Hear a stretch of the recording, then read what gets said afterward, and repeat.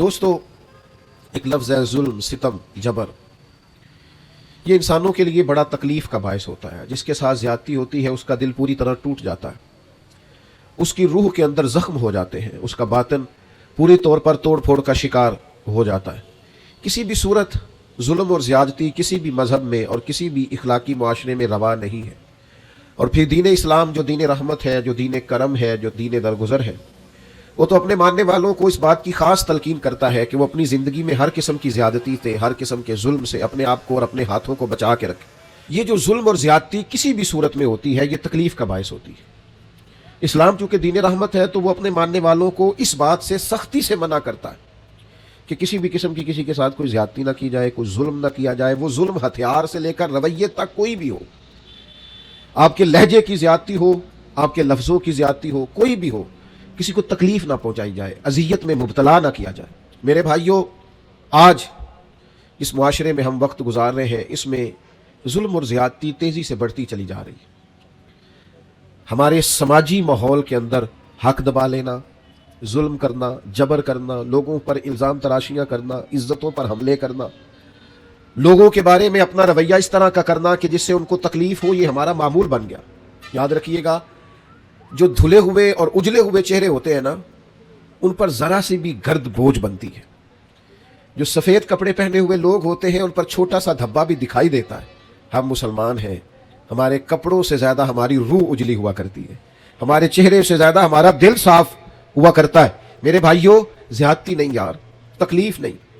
یہ جو ہمارا مزاج بن گیا ہے نا کہ کوئی نہ کوئی، میں آپ کی خدمت میں عرض کروں، پہلے تو لوگ دو بدو لڑائی کر لیتے تھے، اپنا غصہ نکال لیتے تھے. اب تو ہم جس دور میں ہیں یہاں لوگ سازش کرتے، تکلیف دینے کے نت نئے بہانے تراشتے. لوگ اب شرارتوں کے ساتھ، لفظوں کے ساتھ، جملوں کے ساتھ روحوں کو زخمی کرتے. یاد رکھیے گا، نبی رحمت صلی اللہ تعالیٰ علیہ وسلم نے فرمایا کہ رب فرماتا، لوگوں میں نے اپنی ذات پر ظلم کو حرام قرار دے دیا ہے.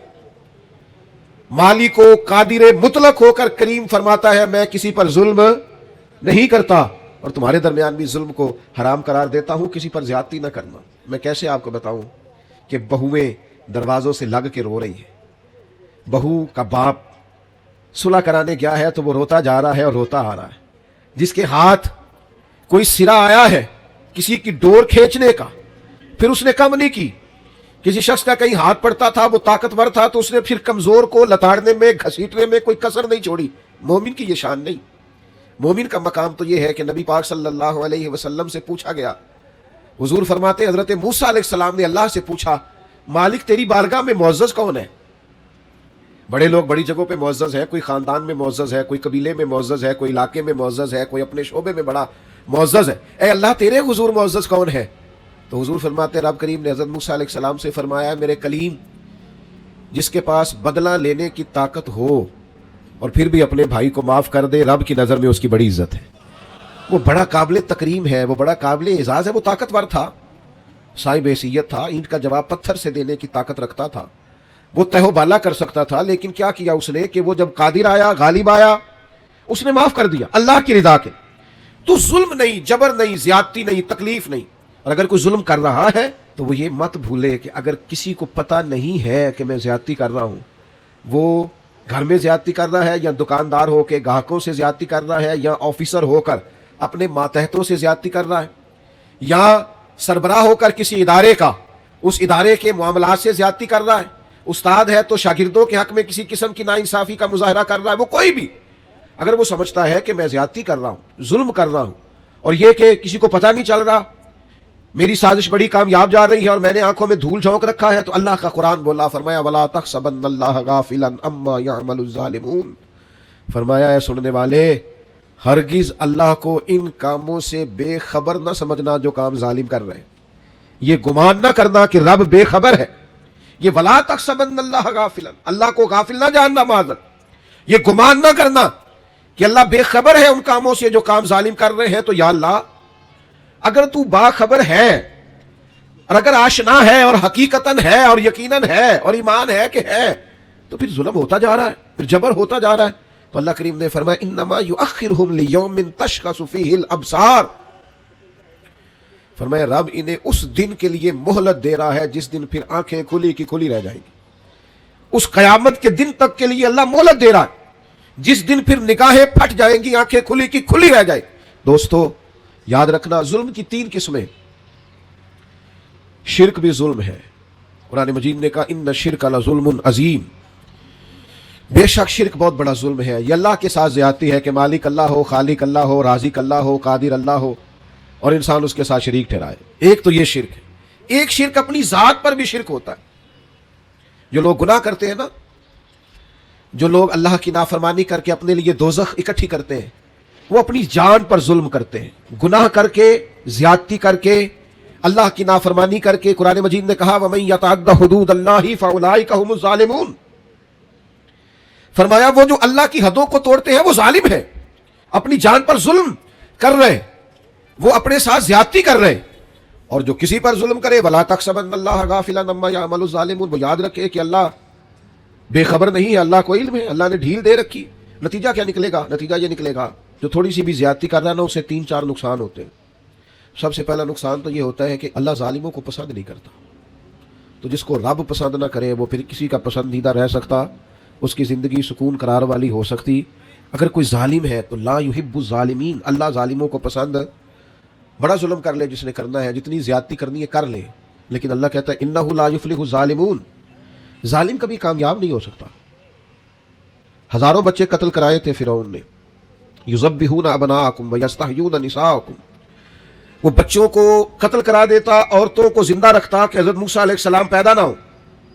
एक उलझा हुआ ख्वाब देखकर उसने इतने बच्चे ज़िबा कराए और माज़अल्लाह खुदा कहलवाया, मुतलिक कोई उसको पूछने वाला ना था। लेकिन रब क्या कहता है, वअग़रक़ना आला फिरौन, हमने फिरौन को भी गर्क कर दिया और फिरौन वालों को भी गर्क ही हुआ है। कामयाब जालिम कभी कामयाब, एक बहुत बड़ी सजा है जालिम के लिए। और मेरा ख्याल है इससे ज्यादा सजा नहीं हो सकती जो मैं अब बयान करने लगा। वल्लाहु ला यहदिल कौमज़ ज़ालिमीन, अल्लाह फरमाता है ये जो जालिमों की कौम होती है ना, इसे अल्लाह हिदायत नहीं देता। ओए होए होए, जालिमों को अल्लाह हिदायत, ये उसका फैसला है। तुम ज्यादती कर रहे हो, जुल्म कर रहे हो, अंधे हो जाओगे, तुम्हारा शऊर छीन लिया जाएगा, तुम्हें यह पता ही नहीं चलेगा कि हम कितना बड़ा जबर कर रहे हैं, तुम्हारी वो सलाहियतें सल्ब कर ली जाएंगी, सोचने की, समझने की। बहुत सारी डिग्रियों के बावजूद भी, बहुत सारे इल्म के बावजूद भी, बहुत सारी तालीम के बावजूद भी गुमराह के गुमराह रह जाओ। क्यों? कि वल्लाहु ला यहदिल कौमज़ ज़ालिमीन, अल्लाह जालिमों की कौम को हिदायत।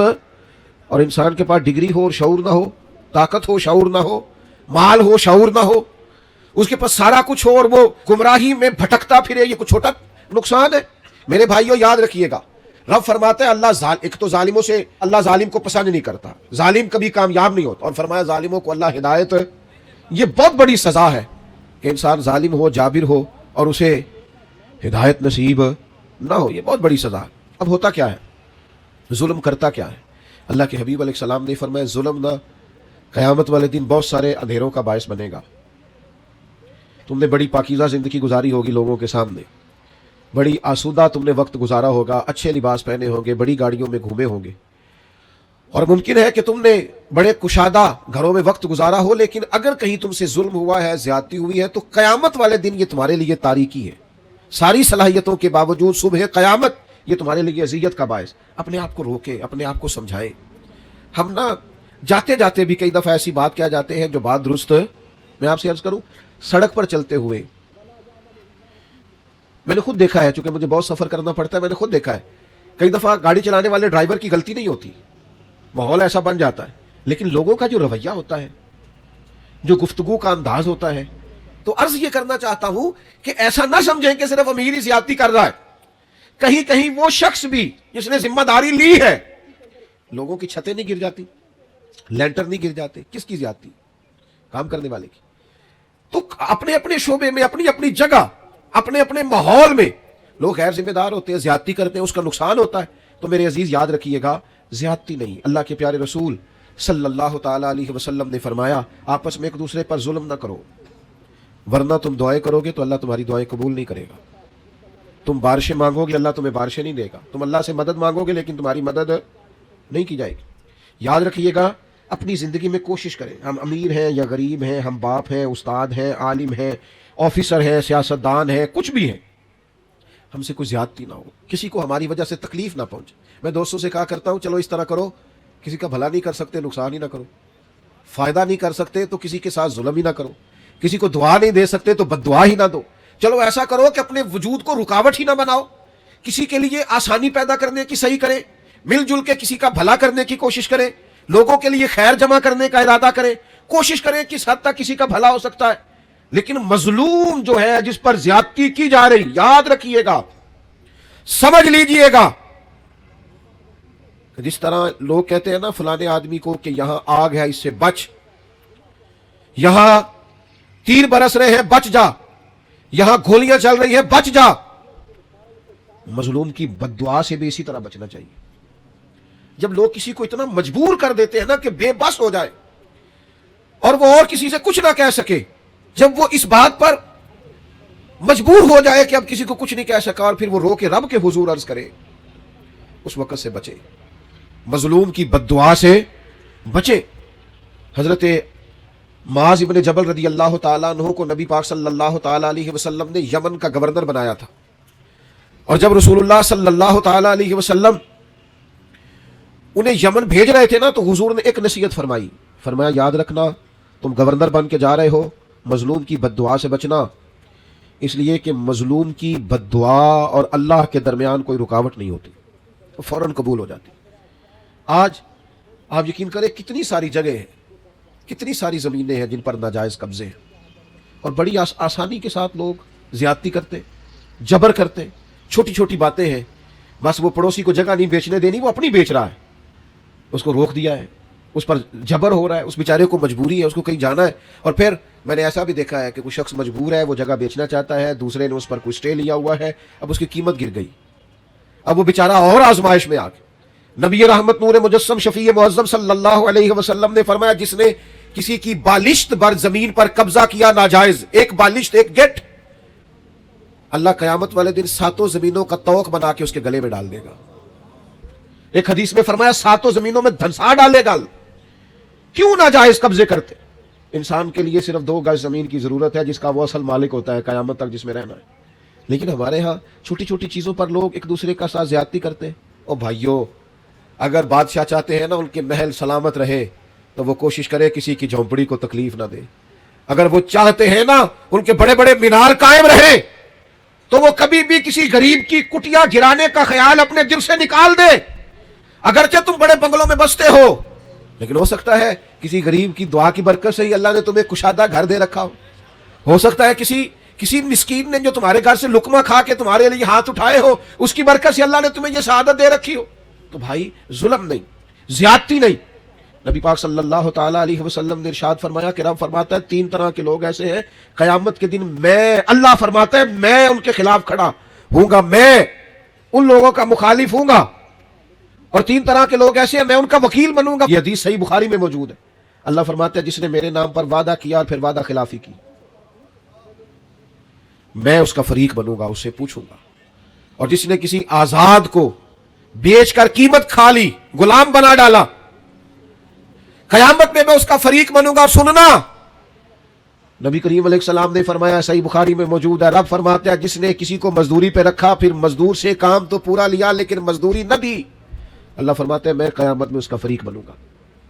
آپ یقین کریں مجھے مکے اور مدینے میں لوگ تڑپتے اور روتے ہوئے ملے ہیں کہ حضرت صاحب محنت کی ہے, مزدوری کی ہے, پر مالک نے پیسے نہیں دیے, تنخواہیں کھا گیا, گھر چھوڑا ہے, بچے چھوڑے ہیں, پردیس میں بیٹھے, لیکن لوگ سمجھتے ہی نہیں.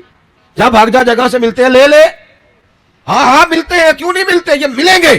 انما یؤخرھم لیوم تشخص فیہ الابصار, یہ تمہیں قیامت میں دینے ہیں. تم نے کہا جاؤ جہاں سے ملتے ہیں لے لو, ملتے ہیں, رب دیتا ہے اور اپنے فضل سے دیتا ہے اور وہ دے گا, اور تم دیکھو گے تمہیں دینے پڑیں گے.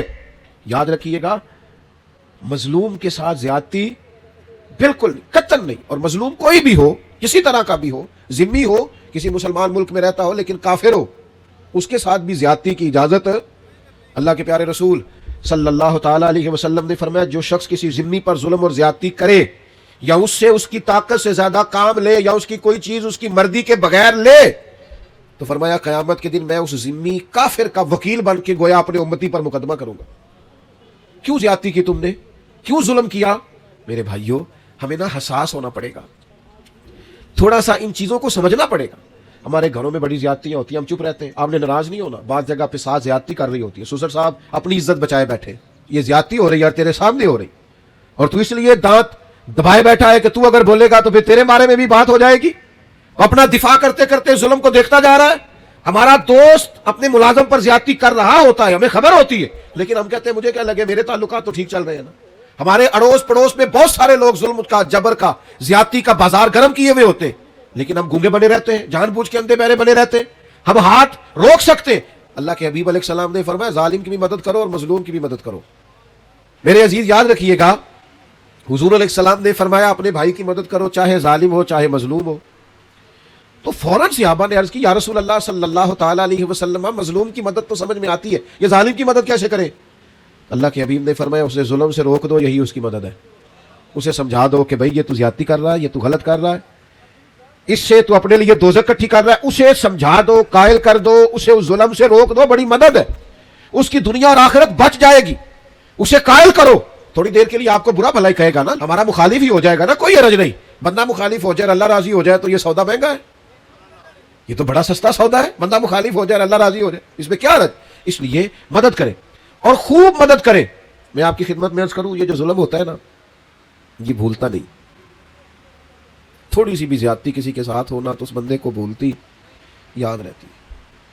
جب قیامت میں غریبوں کو اللہ اختیار دے گا کہ ان لوگوں کو بلاؤ جنہوں نے زیادتیاں کی تھی, تو پھر غریب اس دن طاقتور ہوں گے خدا کے فضل سے, تمہیں کٹہروں میں کھڑا کیا جائے.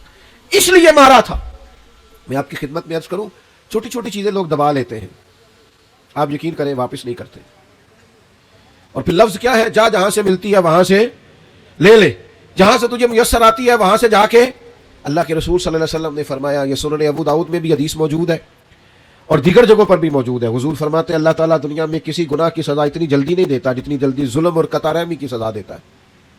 آخرت میں جو عذاب ہوگا وہ الگ ہے, لیکن دنیا کے اندر اتنی جلدی کسی جرم کی سزا نہیں ملتی جتنی جلدی سزا ظلم کی ملتی. مکران شاہ تھا نا, بادشاہ تھا وقت کا, تو سیر کا بڑا شوقین تھا, سیر پہ گیا ہوا تھا, تو بہت ساری فوج بھی ساتھ جاتی تھی, سپاہی ساتھ جاتے تھے. اس کے سپاہیوں نے کیا کیا, ایک بوڑھی عورت کی گائیں جبرن ذبح کر کے نا کھا لی. اب وہ بوڑھی نے جب بات کی تو انہوں نے ڈانٹ دیا. جس دن بادشاہ نے واپس جانا تھا, کسی طریقے سے ایک پل تھا, دریا کے اوپر سے گزرتا تھا, دریا کے اس پار جنگل تھا جہاں کچی بستیاں, وہاں اس بوڑھی کی گائیں ذبح کر کے وہ کھا گئے. تو بادشاہ جب پل سے گزر رہا تھا نا, تو بوڑھی پل کے اندر کہیں چھپ کے بیٹھ گئی. جب بادشاہ کی سواری گزری نا, تو بھاگ کے آ کے اس نے گھوڑے کی لگام تھام لی, کہنے لگی مکران شاہ ٹھہر جا, رک ذرا, میرے اوپر ظلم کر کے ایسے جا رہے تو. بادشاہ کہتا ہے بڑا طاقتور تھا, لیکن بوڑھی نے جملہ کہا, چکرا کے زمین پہ گرا اور تڑپ گیا بادشاہ وقت. بوڑھی کہنے لگی میں بیوہ بے اولاد ہوں, تیرے سپاہی میری گائیں ظلمن جبرن ذبح کر کے کھا گئے ہیں, اس پل پر چھپ کے بیٹھی تھی, میں نے بڑی مشکل سے تیرا گھوڑا روکا ہے, لگام تھامی ہے, بس ایک سوال کا جواب دے کہ میری گائے کا حساب اس پل پہ دینا ہے کہ پل سے رات پہ دینا ہے, ابھی فیصلہ کر, یہاں دینا یا وہاں. بادشاہ چکرا کے زمین پہ گرا, رویا, کہنے لگا نہیں میں پل سے رات پہ حساب نہیں دے سکتا, تو یہی حساب لے لے, وہ مشکل ہے, بلاؤ سپاہیوں کو, بھائیو حساب تو دینا ہے, آج کے پل پہ نہ دو گے تو پل سے رات. اور ایک اور بہت بڑا ظلم ہم کرتے ہیں, زمین پہ قبضہ, مال پہ قبضہ, عزتوں پہ حملہ. راز نہ ہونا, ہمیں عادت ہو گئی ہے غیبت کرنے کی. میں ایک جگہ پہ گیا ہوا تھا, تو ایک صاحب مجھے کہنے لگے جی یہ جس مسجد میں آپ آئے ہیں نا, اس مسجد کے مولوی صاحب اور کمیٹی کے ساتھ مل کے بڑے پیسے کھا گئے مسجد کے. اتنی مجھے تکلیفات باتوں کا بڑا غصہ آتا ہے. میں نے اسے کہا کہ آپ نے کتنے دیے پیسے؟ کہنے لگا جی نہیں میں تو نہیں دیتے, لوگوں نے دیتے نہیں. تو میں کہ یار آپ ہی لوگ کی پوچھ لیں گے, تو کیوں ایڈا پریشان ہے؟ عجیب تیرا فلسفہ ہے بھائی, تو ایک عالم دین کی عزت پر تو حملہ کر رہا ہے, تجھے پتہ ہی نہیں. لوگ سمجھتے نہیں, بڑے بڑے باعزت لوگوں کے بارے میں لوگ جملہ بول دیتے ہیں, مخلوق تو فنکار ہے اس درجہ کے پل بھر میں, سنگے در کعبہ سے بھی اسنام تراشے, اور تم کون ہو کیا چیز ہے داغے کبابی. لوگوں نے تو مریم پہ بھی الزام تراشے, حضرت مریم سلام اللہ علیہا پر بھی الزام لگا دی. لوگ باز ہی نہیں آتے. حضرت عمر کا زمانہ تھا, حضرت سعد بن ابی وقاص یہ 7ویں مسلمان ہیں اور نبی پاک علیہ السلام کے ماموں ہیں رشتے میں. عشرہ مبشرہ اور وہ بڑی لسٹیں جن میں بڑے بڑے بزرگ شامل ہوتے ہیں, سمجھ لیں اس لیول کے آدمی حضرت سعد بن ابی وقاص, اور ساری زندگی میدان میں گزاری. کوفے کا گورنر بنایا گیا. تو پتہ لوگوں نے کیا شکایت لگا دی, ان کو تو جی نماز نہیں صحیح پڑھانی آتی. ہائے ہائے. حضرت سعد بن ابی وقاص سے جناب عمر نے پوچھا, اور یہ بخاری مسلم میں حدیث. آپ فرمانے لگے سعد لوگ یہ کہہ رہے ہیں. فرمایا مجھے اللہ کی قسم میں اس طرح نماز پڑھاتا ہوں جس طرح میں نے اپنے نبی سے سیکھی ہے. لوگ باز ہی نہیں آتے, دیکھتے نہیں بندہ کتنا بڑا ہے. تیری زبان جس کے بارے میں مرضی بات کر دیتی ہے. حضرت سعد بن ابی وقاص رضی اللہ تعالیٰ عنہ سے کے بارے میں جب شکایات آئی کوفہ سے, تو حضرت عمر نے بندہ بھیجا, فرمایا تفتیش کرو. جس جس جگہ لوگ گئے, صحابہ گئے تفتیش کرنے, معلومات کرنے, حقیقت پوچھنے, ہر ایک نے جناب سعد کے لیے دعا کی. کہا اتنا اچھا آدمی. لیکن ایک شخص تھا اسامہ بن قتادہ, ابو سعدہ, وہ کھڑا ہو گیا. اس نے 3 باتیں کی. کہنے لگا جی دیکھیں کتنے بڑے آدمی کی عزت پر حملہ کر رہا, کتنا بڑا ظلم کر رہا. کہنے لگا جی ایک تو یہ لوگوں کو جنگ میں بھیج دیتے, خود نہیں جاتے. ایک مال غنیمت صحیح تقسیم نہیں کرتے. ایک فیصلے ٹھیک نہیں کرتے. حضرت سعد بن ابی وقاص 7ویں مسلمان, نبی پاک کے ماموں, قربان جائے. حضرت سعد کو بڑی تکلیف ہوئی. جب عزت دار آدمی کے بارے میں لوگ بات کرتے دل ٹوٹ جاتا. تڑپ گئے اور عرض کرنے لگے, یہ بخاری مسلم کی صحیح حدیث جید سند کے ساتھ حدیث عرض کر رہا ہوں. حضرت سعد بن ابی وقاص اللہ کے حضور عرض کرنے لگے, مالک اگر یہ بندہ جھوٹا ہے نا تو اس نے میرے بارے میں 3 باتیں کی ہیں, میں بھی 3 بددعائیں اسے دیتا ہوں.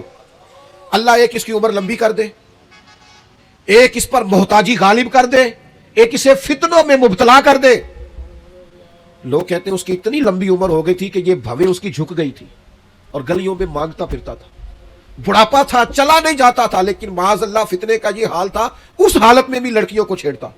لوگ لانتے برساتے, کہتے تو کیا کرتا ہے؟ تو کہنے لگا لوگوں تمہیں پتہ نہیں, مجھے جناب سعد بن ابی وقاص کی بد دعا لگ گئی ہے.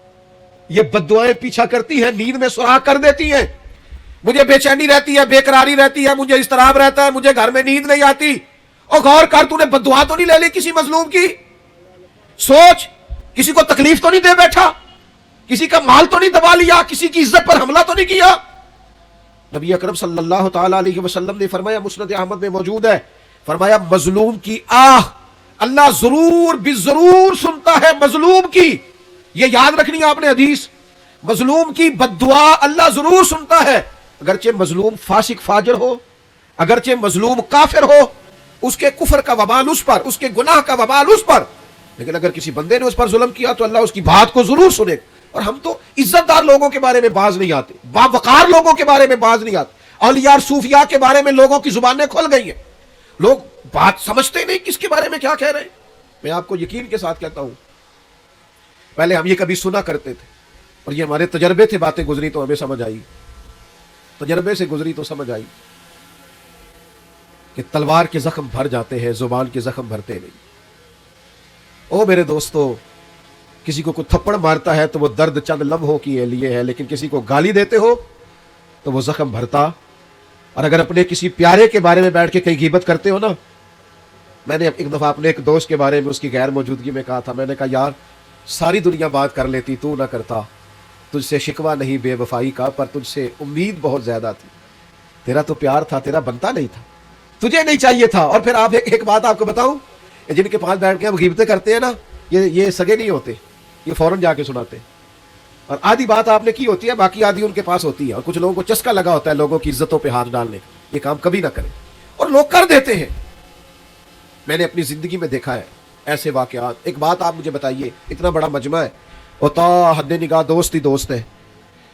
مجھے بتاؤ, ہزاروں میں آپ لوگ ہیں یہاں, آج کسی بزرگ آدمی کے بارے میں, اسکول ٹیچر کے بارے میں, پروفیسر کے بارے میں, عالم کے بارے میں کوئی عورت اٹھ کے کہہ دے کہ اس نے میرے ساتھ 10 درازی کی ہے, تو لوگ تفصیل پوچھیں گے جا کے اس بندے سے کہ تو نے کیا کہ نہیں. کس کی مانی جاتی ہے؟ کوئی تفصیل ہی نہیں پوچھتا, کوئی کسی طرف جاتا ہی نہیں, کوئی وضاحت ہی نہیں لیتا, بات گھوم جاتی ہے. اور آپ میں 99 خوبیاں ہو, اس کی تشہیر نہیں کرتے لوگ, لیکن ایک خامی ہو تو زیادتی کرتے, جگہ جگہ بات کو گھماتے, اور باتوں کا وجود نہیں ہوتا, وہ باتیں عام کر دیتے. حضرت سعید بن زید عشرہ مبشرہ صحابی ہے, حضرت عمر کے بہنوئی ہے. یہ وہی حضرت سعید بن زید ہے جن کو حضرت عمر نے بڑا مارا تھا کلمہ پڑھنے پر, پھر انہوں نے کہا کیا تجھے بھی لے جائے. صحیح حدیث میں موجود ہے بخاری مسلم میں. حضرت سعید بن زید پر ایک عورت نے الزام لگا دیا. ہائے ہائے, عزت دار آدمی مر جاتا ہے جب کوئی اس طرح کا معاملہ کرتا ہے. اس کا وجود کاٹ دیا جائے تو اتنی تکلیف نہیں ہوتی, لیکن اگر کوئی اس طرح اٹھ کے کہہ دے, کس کو بندہ وضاحتیں دیتا پھرے. یہ مشکل ہو جاتا ہے. اتنا ظلم ایک عورت نے, اور اشرا مبشرہ صحابی جن کی زندگی اتنی محفوظ ہے کہ نبی پاک نے انہیں دنیا میں رہتے ہوئے جنت کی بشارت دے دی. میں اکثر دیندار لوگوں سے کہتا ہوں, مجھے کوئی دوست کہتا ہے نا فلانا باتیں کرتا ہے فلاں عالم کے بارے میں یا فلاں بزرگ کے بارے میں, تو میں کہتا ہوں لوگوں نے تو نبیوں کو معاذ اللہ اور صحابہ کو معافی نہیں دی, تم کون ہو؟ باتیں ہیں کرنے دو. حضرت سعید بن زید پر الزام لگا دیا, اور الزام کیا لگایا؟ اس نے میری زمین پر قبضہ کر لیا. مدینے کا حاکم تھا مروان کے سامنے الزام لگا دیا. حضرت سعید بن زید حاکم کے پاس تشریف لائے. حاکم کہنے لگا یہ خاتون الزام لگاتی ہے کہ آپ نے اس کی زمین پر قبضہ کیا ہے. حضرت سعید بن زید کہنے لگے میں نے اپنے نبی سے سنا ہے جو کسی کی ایک بالشت زمین پر قبضہ کرے گا 7 زمینوں کا توق اس کے گلے میں ڈالا جائے گا. یہ حدیث سن کر بھی میں یہ کام کروں گا؟ کہا عورت کہہ رہی ہے میں اس حدیث کو سننے کے بعد آپ سے کوئی وضاحت نہیں مانگتا. حاکم نے تو بات ختم کر دی, لیکن وہ عورت مختلف جگہوں پہ الزام لگاتی رہی, میری زمین پہ قبضہ کر لیا, یہ کر لیا, وہ کر لیا. دل ٹوٹ گیا حضرت سعید بن زید کا, تکلیف میں آ گئے, اور پھر تڑپ کے ہاتھ اٹھائے, مظلوم تھے نا, کہنے لگے اللہ اگر یہ عورت جھوٹی ہے اتنی دیر تک اسے موت نہ دینا جب تک یہ اندھی نہ ہو جائے, اور اسے اس کی زمین میں ہی مارنا, اس کی زمین میں اس کی قبر بنانا. اتنے عزت دار آدمی پہ ظلم کیا, الزام لگا دیا, عزت پہ ہاتھ ڈال دیا. لوگ کہتے ہیں پھر وہ عورت اندھی ہوئی, پھر وہ دیواروں کو ٹٹول ٹٹول کے ہاتھ رکھ رکھ کے چلتی تھی. لوگ کہتے تھے کیا ہو گیا آنکھوں کو؟ کہتی تھی سعید بن زید کی بد دعا لگ گئی, یہ دعا لگ گئی ہے مجھے ان کی. ٹٹول ٹٹول کے گھومتی تھی, اس کی اپنی زمین میں کنواں تھا, ایک دن اپنے ہی زمین میں اپنے ہی کنویں میں گر کے مر گئی. حضرت سعید بن زید کی وہ بد دعا جو اس کی تھی آپ نے وہ پوری ہوئی. دوستو کسی کو اتنا نہ ستائے کہ وہ ہماری شکایت رب کے حضور کر دے. اپنے آپ کو سمجھائے, اپنے آپ کو نرم کرے, اپنی طبیعت پر ان باتوں کا اثر کرے کہ ہمیں کسی کے ساتھ کسی قسم کی کوئی زیادتی, نہ کسی کا مال, نہ کسی کی زمین, نہ کسی کی عزت, نہ اور کسی طرح بھی کسی کے ساتھ کوئی ظلم کرنا